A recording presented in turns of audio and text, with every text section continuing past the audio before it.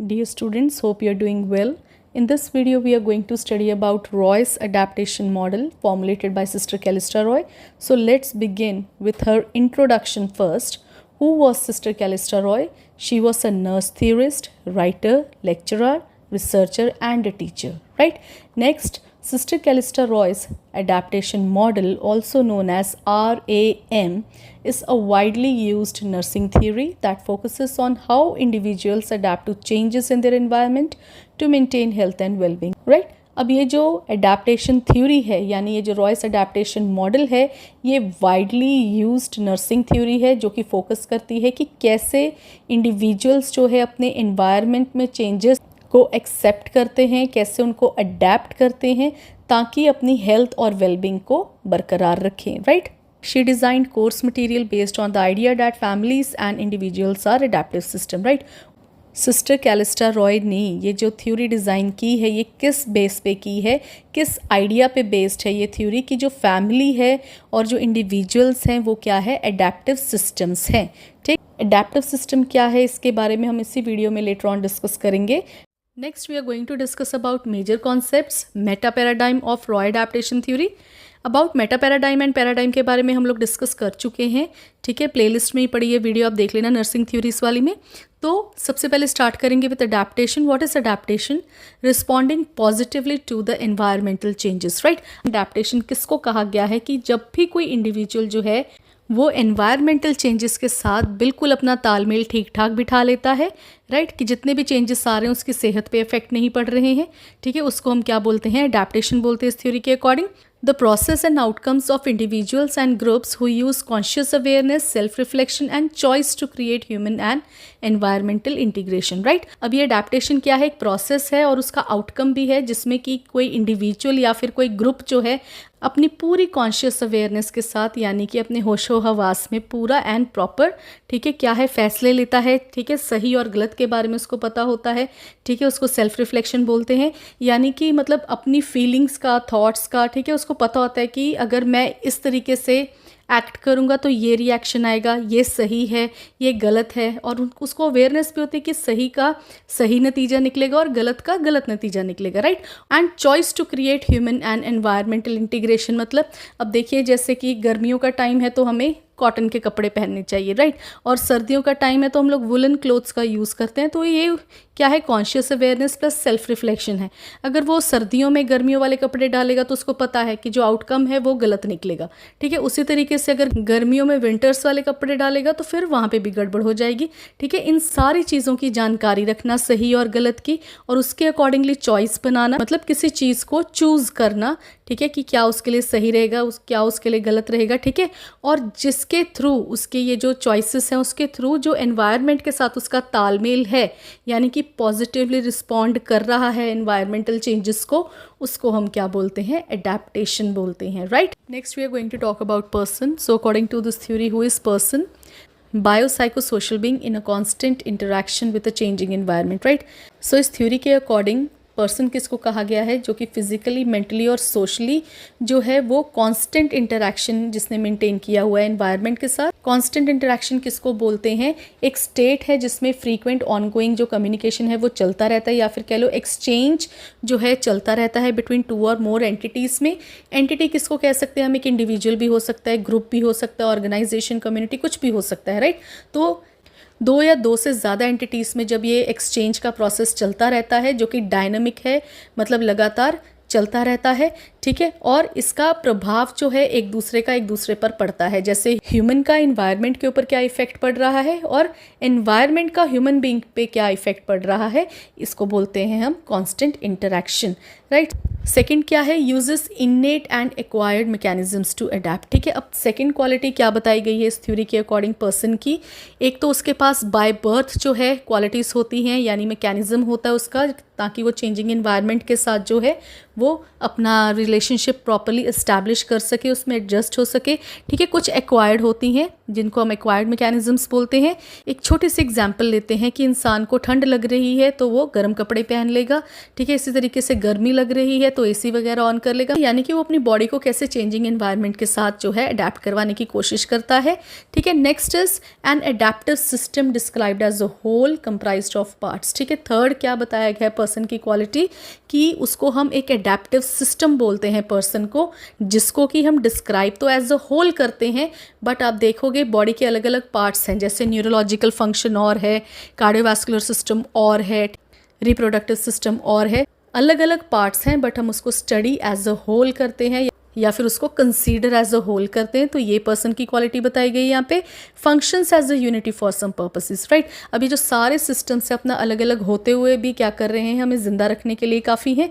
ठीक है, अब जैसे एक सिस्टम कोई ख़राब हो जाएगा तो बाकी के हमारे बॉडी के जितने भी सिस्टम्स हैं वो भी ज़रूर अफेक्ट होंगे। ठीक है, उन पर भी गलत इफेक्ट जाएगा ही जाएगा, उनमें भी प्रॉब्लम आएगी ही आएगी, राइट। सो फाइनली लास्ट क्या है, पर्सन किसको कहा जाता है, ये इंडिविजुअल भी हो सकते हैं, ठीक है, या फिर ग्रुप्स में हो सकते हैं, फैमिली, ऑर्गेनाइजेशन, कम्युनिटी और सोसाइटी एज अ होल। ठीक है, इनको हम पर्सन बोलते हैं, जिसमें ये ऊपर वाली सारी क्वालिटीज़ हैं। ठीक, third one is environment. Environment क्या होता है, everything that surrounds and influences how people and groups develop and behave with special attention to the mutuality of human being and earth resources including contextual, focused and residual stimuli, right.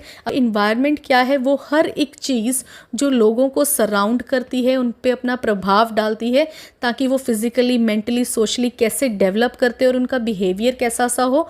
ठीक है, और special attention कैसी है कि human being और अर्थ resources में आपस में क्या रिलेशनशिप है, क्या उनमें एक खासियत है जो कि एक दूसरे को आपस में जोड़े हुए हैं। ठीक है, जैसे इंसान इन्वायरमेंट को गंदा करता है और उसी गंदे इन्वायरमेंट का इंसानों पे क्या प्रभाव पड़ता है, ये आपस में क्या है, एक म्यूचुअल रिलेशनशिप जो है शेयर करते हैं।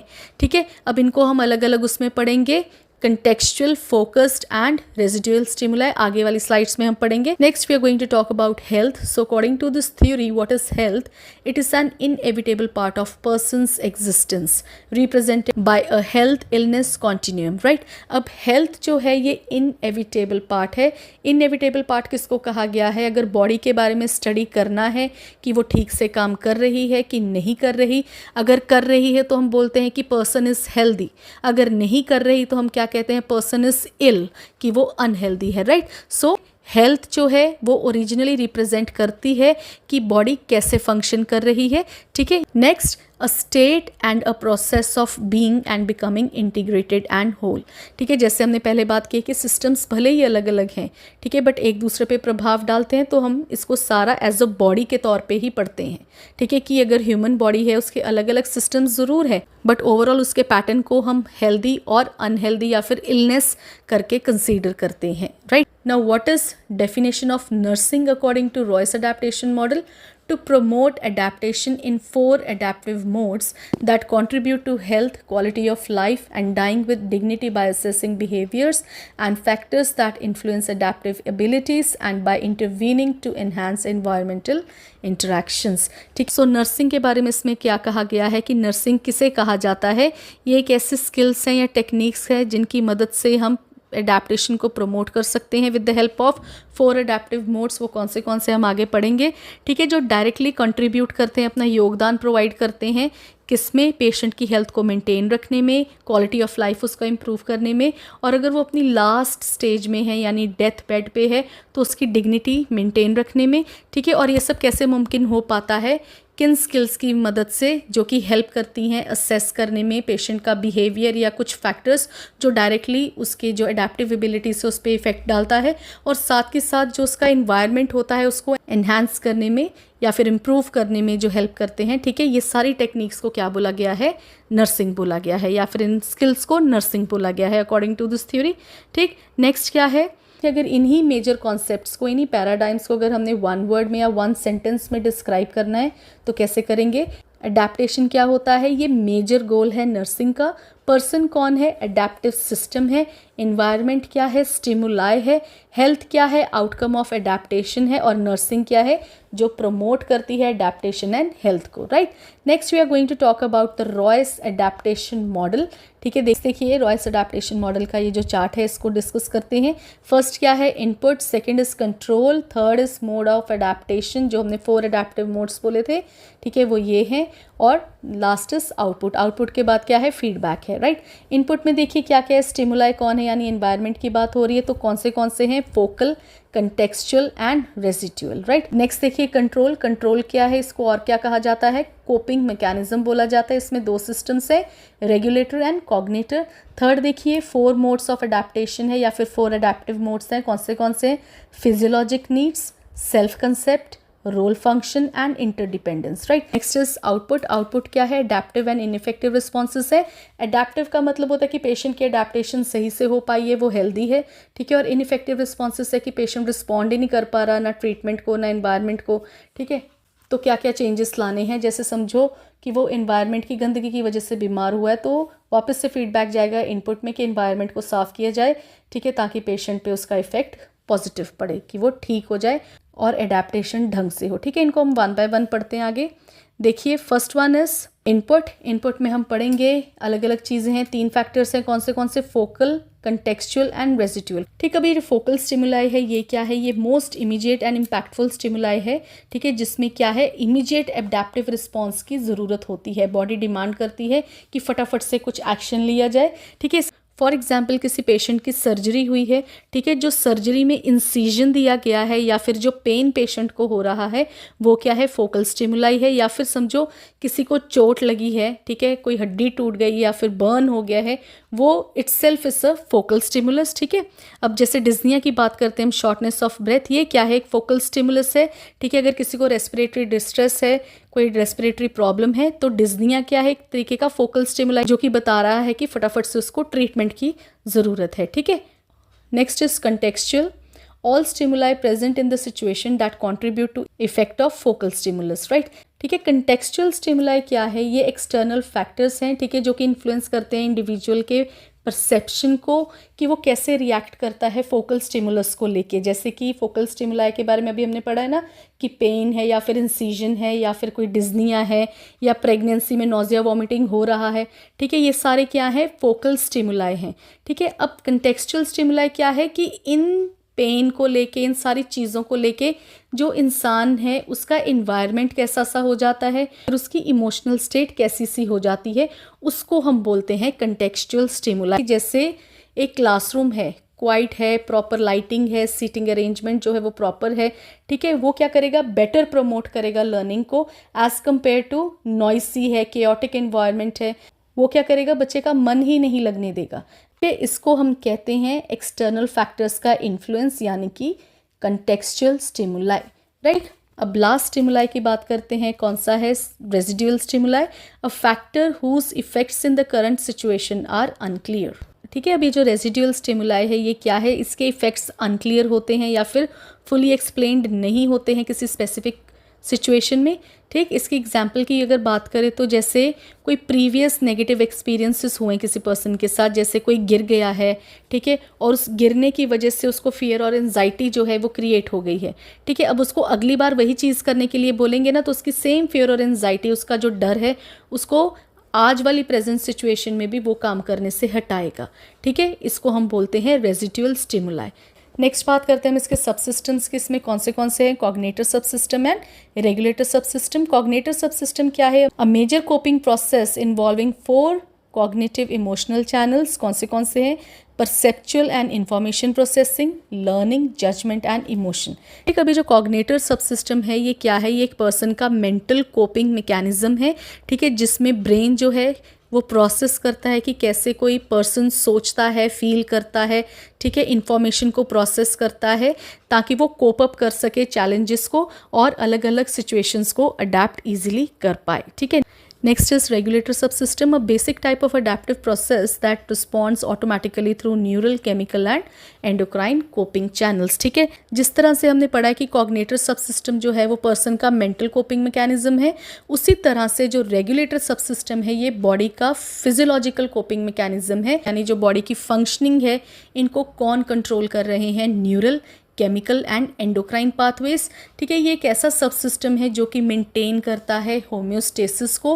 होम्योस्टेसिस को हमने एनाटमी वाली वीडियो में हमारी में पढ़ा हुआ है कि ये एक प्रोसेस है जिसके थ्रू जो लिविंग ऑर्गेनिजम्स हैं उनका जो इंटरनल एनवायरनमेंट होता है बॉडी का वो कैसे स्टेबल रहता है, चाहे जो एक्सटर्नल एनवायरनमेंट है उसमें लाख चेंजेस आते रहें।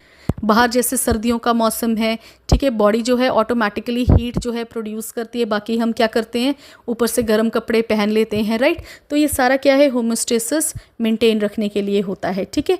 और इस सब सिस्टम की वजह से होमोस्टेसिस मेंटेन रहता है और साथ के साथ जो क्या है प्रमोट करता है adaptation to internal and external stimuli, ठीक। Next we are going to talk about modes of adaptation. ठीक है, 4 अडेप्टिव मोड्स हैं। First one is physiologic needs. Physiologic needs क्या होती हैं कि हमारी बॉडी की बेसिक नीड्स क्या हैं, जैसे न्यूट्रिशन, एलिमिनेशन, स्लीप एट्सेट्रा। ठीक है, ये है फिजियोलॉजिकल नीड्स हमारे। सेकेंड इज रोल फंक्शन की हमारा सोसाइटी में रोल क्या है, क्या हम उसको अच्छी तरीके से निभा पा रहे हैं, जैसे कि एज अ पेरेंट हम कैसे हैं, एज अ एम्प्लॉय कैसे हैं, एज अ पड़ोसी हम कैसे हैं, नेबर। ठीक है, नेक्स्ट इज इंटरडिपेंडेंस, रिलेशनशिप्स। ठीक है, कि हमारे रिलेशनशिप्स कैसे हैं, family support, peer group support. ठीक है, last is self concept, the ways individuals adapt to life's challenges and changes. ठीक है, कि इंडिविजुअल की लाइफ में आने वाले चैलेंजेस को वो कैसे फेस करता है और कैसे उन चेंजेस में अपने आप को अडेप्ट करवाता है, उसको हम बोलते हैं self concept, right. Next is output, यानी कि रिस्पॉन्सेस क्या आएंगे, 2 तरीके के होंगे, adaptive and ineffective response. Adaptive यानी कि जो अडेप्टेशन है वो अच्छे तरीके से हो चुकी है, उसकी पॉजिटिव आउटकम है, यानी कि हमें इनपुट में कोई चेंजेस करने की ज़रूरत नहीं है। पेशेंट का जो कॉग्निटर और रेगुलेटर सब सिस्टम था वो अच्छे तरीके से वर्क कर रहे हैं, राइट। इसमें एक एग्जाम्पल दी है यहाँ पे कि पेशेंट लर्न्स एपिसियोटमी केयर। अब देखो फोकल स्टिमुलाई क्या था, इंसिजन, यानी एपिसियोटमी दे दी गई है, बट पेशेंट ने उसको कैसे रिस्पॉन्ड किया कि उसने अपनी एपिसियोटमी की केयर करनी सीख ली है, यानी कि उसने अडेप्ट कर लिया है उस सिचुएशन को, ठीक है। अदरवाइज इनइफेक्टिव रिस्पॉन्स कैसे होता कि वो दर्द से चिल्लाता कर रहा है ना, अपने आप को कोसता या फिर और इन्फेक्शन करा के बैठ जाता, उसको हम बोलते हैं ineffective responses. Next is ineffective response. So इसको हम क्या कंसीडर करते हैं, माल अडेप्टेशन, की पेशेंट ना तो फिजिकली ना मेंटली कोप अप कर पाया है उस प्रेजेंट सिचुएशन के साथ। Last is feedback. फीडबैक में क्या है, reassessment by nurses to adjust interventions. ठीक है, अब इसमें क्या है, जैसे ऊपर हमने डिस्कस किया है कि अगर आउटपुट जो है वो पॉजिटिव है फिर कुछ चेंजेस करने की ज़रूरत नहीं है, ठीक है, पेशेंट को बेनिफिट पहुंच रहा है तो इट्स ओके, ठीक है। बट अगर जो आउटपुट है वो इनइफेक्टिव है, मैल अडेप्टेशन हो रही है, पेशेंट तंग है, तो नर्सेस को क्या चाहिए, वो सिचुएशन के अगेन रीअसेसमेंट करें, उसकी कंडीशन को रीअसेस करें और न्यू इंटरवेंशंस को प्लान करें ताकि पेशेंट को रिलीफ प्रोवाइड किया जा सके, ठीक है। So this was all about Royce adaptation model. Hope you understood. Thank you so much.